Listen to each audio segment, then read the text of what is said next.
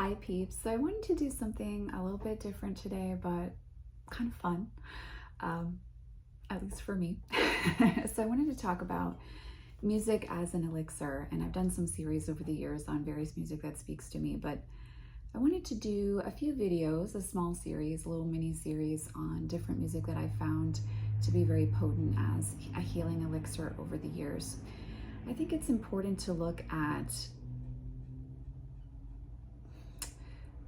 things outside of just like set spiritual, ideas of reading, practices, etc., as being able to inform our healing journey. And music and the written word are two areas, and I should also say artwork is a third area as well, that I think we have an opportunity for a lot of healing when we step into awareness in that space of what the artist or what us as the artist is expressing, right? So for today, I wanted to do this little mini series, to start this little mini series with Tori Amos, because her work was deeply influential in healing for me, starting at the age of, I don't know, I think I was 16 or 17 when I first discovered her music. So I have a little list. Hope you all are excited for this list. I have my top 10 Tori Amos songs that I have found the most healing and empowering on my journey, healing from really toxic Christianity and being raised in a cult. And as I started to embrace for myself, following a left-hand path, an alternative spiritual path, embracing my gifts, and also working with the sacred feminine to heal my wounds around Christianity. So if you are someone who is in a similar space on your path, or you're looking to feel more empowered and more believing of yourself and your worth, you might find some of the songs on this list helpful. So I'm going to do 2 honorable mentions for you, and down below I'm going to have links to all the songs listed, because a lot of them are live versions. So I will have all of that listed down below, and you can click on those links and give everything a listen if you want to. Honorable mention is the 1996 live version of Lovesong / Running Up That Hill. So those are covers.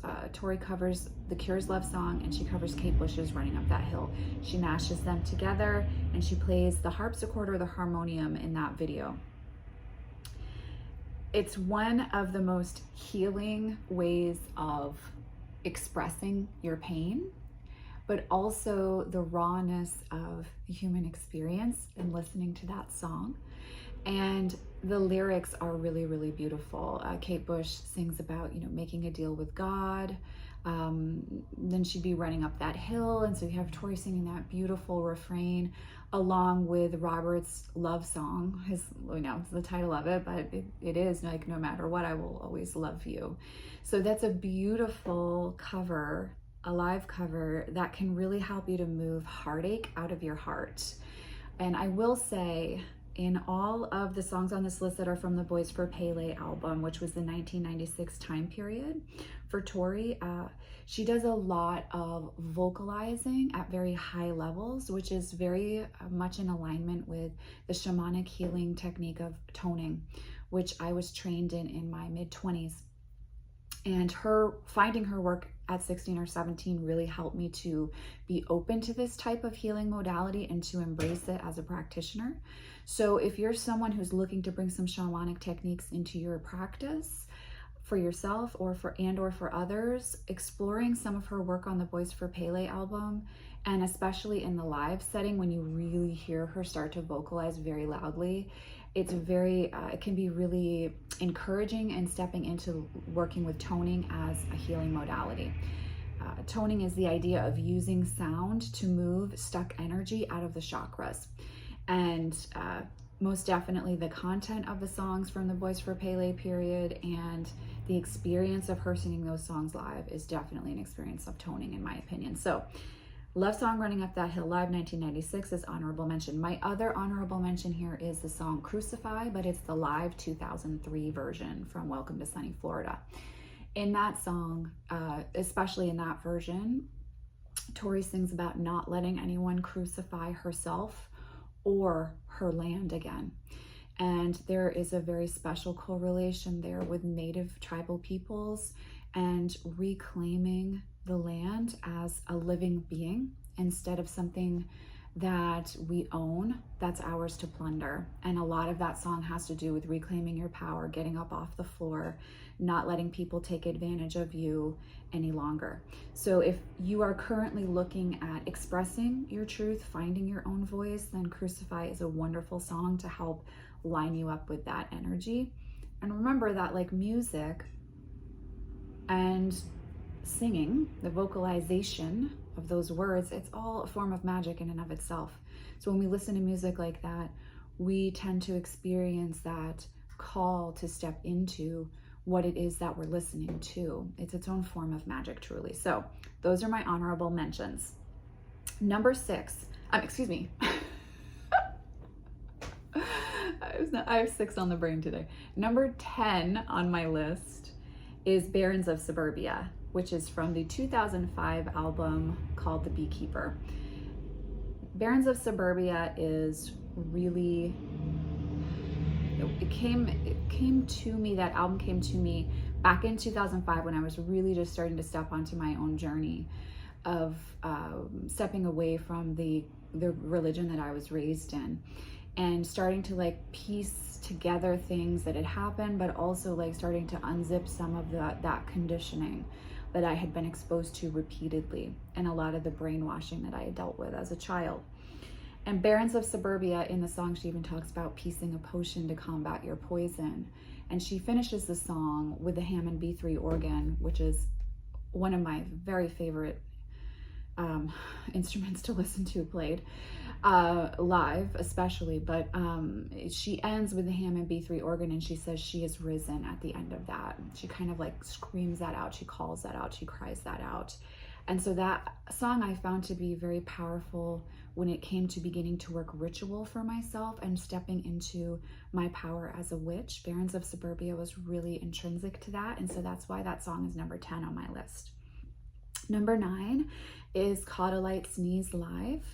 I'll link one of my favorites, but you can really go to any of the versions of Caught a Light Sneeze Live and you're going to get these really beautiful riffs, and she always improvises live, and so you'll get from different time periods, you'll hear and feel different things. But Caught a Light Sneeze in general is really talking about emancipating oneself from the patriarchy and from, in my opinion, how we can get stuck or trapped in other people's or societal narrative. And when we start to unplug from that, kind of the experience that we can have of having to find our power again, but also like feeling adrift. And so Caught a Light Sneeze is a really beautiful song when it comes to that unplugging aspect from to me, unplugging from the patriarchy and looking at also unplugging from religion and looking at spirituality in a new way. So Caught a Light Sneeze Live is number 9 on my list. Number 8 is a Sorta Fairytale Live, the 2003 version. And again, I'll have the link down below. For me, this song is really, well, it's a love song, but I think it's also a love song about the land too, and about feeling the land as something that is alive and connecting to that. And as much as we all, not all, but many of us want relationships to last forever, or, you know, have that one true love, I think A Sorta Fairytale is really honest in that things are finite, especially relationships, and there's a time and a place, and then there's a time when we have to let go. And I think there's something really powerful in that song. It makes me cry. It's very beautiful just to listen to from a sonic perspective, but also the storyline there of how beautiful something is. You know, she says, like a good book, I can't put this day back. But then she finishes the song by saying, you know, she didn't think it would end up like this. And so you have this awareness of the finite beauty of relationships, and also the finite beauty of our connection to energetic beings and to the land as well. So a Sorta Fairytale is a really beautiful song. And it's one that I like to get in the car and listen to and drive, because it is a road trip. That album, Scarlet's Walk, is a road trip album. So it really lends itself well to long drives. But that is number 8 on my list. Number 7 is Father Lucifer Live, specifically 1996. But also 2003 Live was really beautiful as well. And in that song, she personifies Lucifer as an essence and a force that's meant to cause you to question, that serves the greater good, and that's also feminine. So she invokes Lucifer as a feminine essence and a female energy. And she sits down and has tea with Father Lucifer. And in various versions of that song live over the years, she explores different themes. There's like a Marilyn Monroe theme that comes through more in 2003, where you get this feeling of this exploration of when beauty gets pimped out and what happens there in that loss. And also she did a Tubular Bells improv in 96, which is why that one's the one that made the list for me, where she's really, to me, she's talking about the fragility of being honest about oneself and expressing that. So that is the one that is linked below. But that one is number 7 on my list. If you're trying to start to integrate the sacred masculine on your path after having dealt with really toxic and painful experiences around the patriarchy when it comes to Christian religion, this is a really beautiful song to help you do that.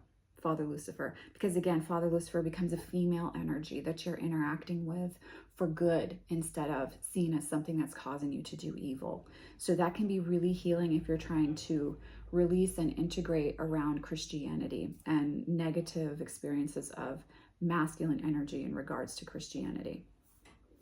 Number 6 is The Waitress, and specifically it is the 1998 live version of The Waitress, because she really gets down on this song. She just lets it out and you really feel it. Again, it's another great example of how toning can really help you move stuck energy out of your body if you sing along with her. This song in and of itself deals with how women can really cut each other to shreds and in a lot of ways eviscerate each other at an emotional level, more than we may even experience with men sometimes, if you identify as female. It's really about how toxic our relationships with other women can be.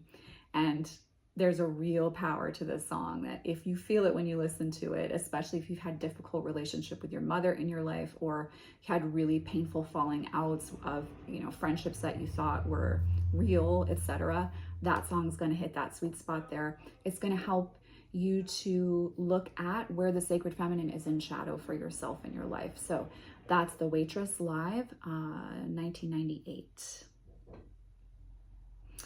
Then I have Cruel. I specifically like the live version in 2007 when Pip, she took on various different myths on the American Doll Posse tour. And so for that, she was Pip, who represented Athena. And Pip sang that song really powerfully, very much as an ode to trying to save a female friend who was in a physically abusive relationship with a male. And you really get the feeling for Kalima in that song and how the sacred feminine, I would also say Sekhmet, you really get this feeling of how the sacred feminine can be a force that stands up and takes action when injustice is experienced. And that speaks out and doesn't stay silent, doesn't collude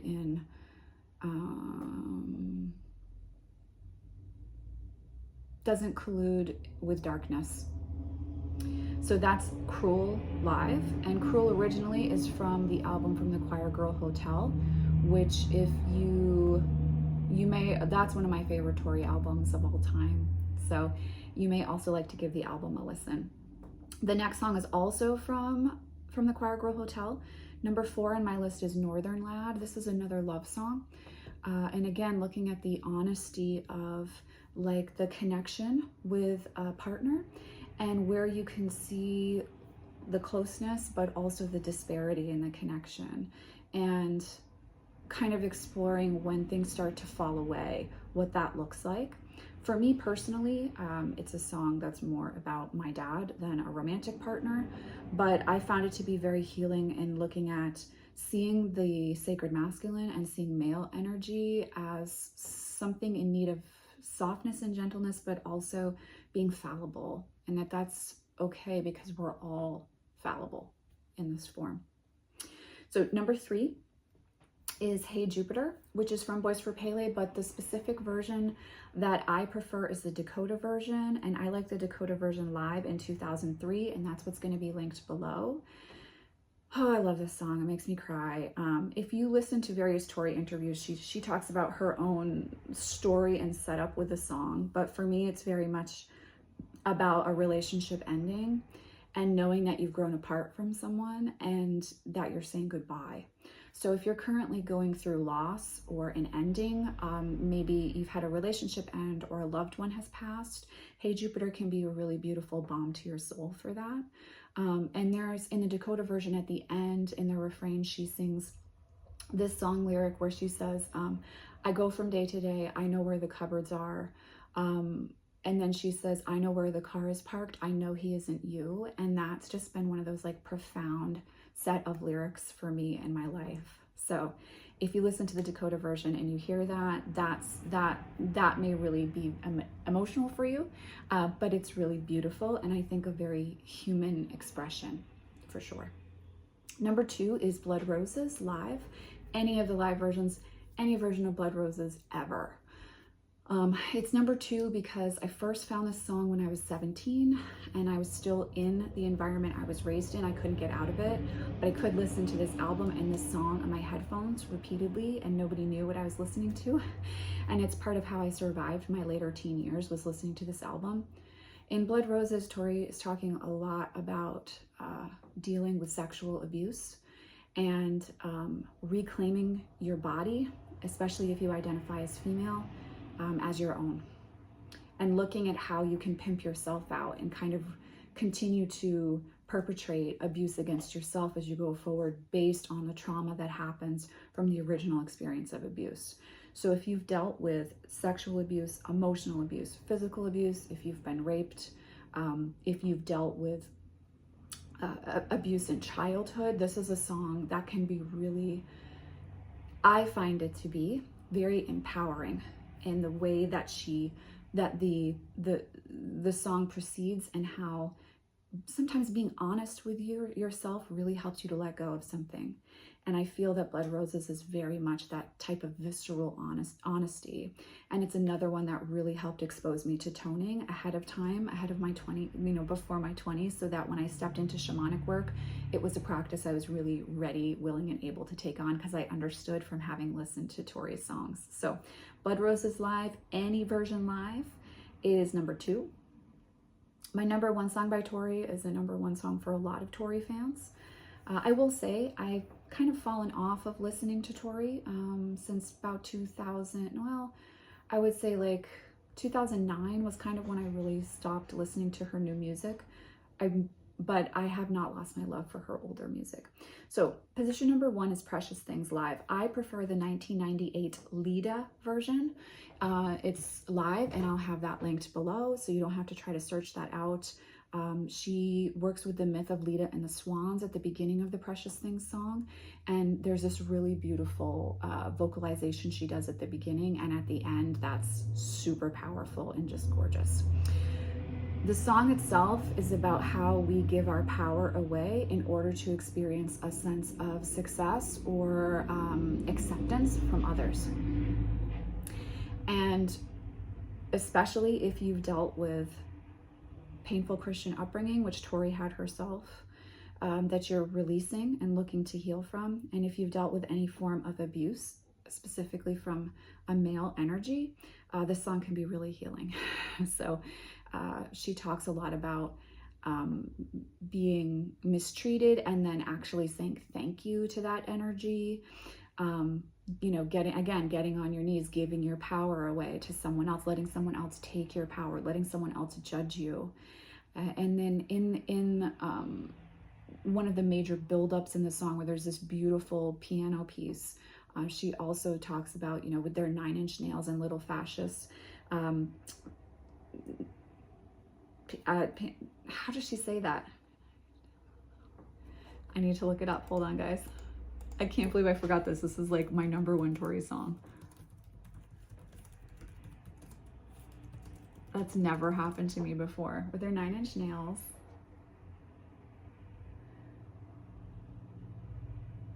Yeah, it is panties. With their 9-inch nails and little fascist panties tucked inside the heart of every nice girl. So it's about like reclaiming your precious things. It's about finding your precious things within yourself when you've given so much of yourself away, really coming back to that and saying that you matter and finding that voice within yourself to take care of and protect yourself and to be yourself. You know, she says, let's see what, there's some other lines here too. I love, she's like, I want to smash the faces of the beautiful boys, the Christian boys, so you can make me come. That doesn't make you Jesus. These precious things, let them bleed, let them wash away. So there's really a lot of empowerment in that song. And it's my #1 favorite Tori song because it was one of the first songs I ever heard by her. And when I heard it, something started to shift for me inside around the energy that I had been raised in and the very pervasive, misogynistic, masculine energy that I was dealing with in my life at that time. So yeah, I'm really excited to do this little mini series with you guys. These songs have really changed my life and helped me to embrace my spiritual path, to find my spiritual path. Tori working with myth as much as she did, and I believe she still does. And also she really introduced me to Joseph Campbell, to oh, what is her name? Shinoda Bolin. If this is calling to you at all, I believe her name was Jean Shinoda Bolin. Do some research on what Tori was talking about around 1996, and you'll get this wealth of mythological information, but also like reclaiming of the sacred feminine and reclaiming of one's own power. That's really inspiring. So I hope if you are somewhere on your path where you're looking at integration, healing, and empowerment, you find this list helpful. Again, links to the songs that I mentioned are all below. And I am sending you all, as always, much love and many blessings. I'll see you in the next video. Bye.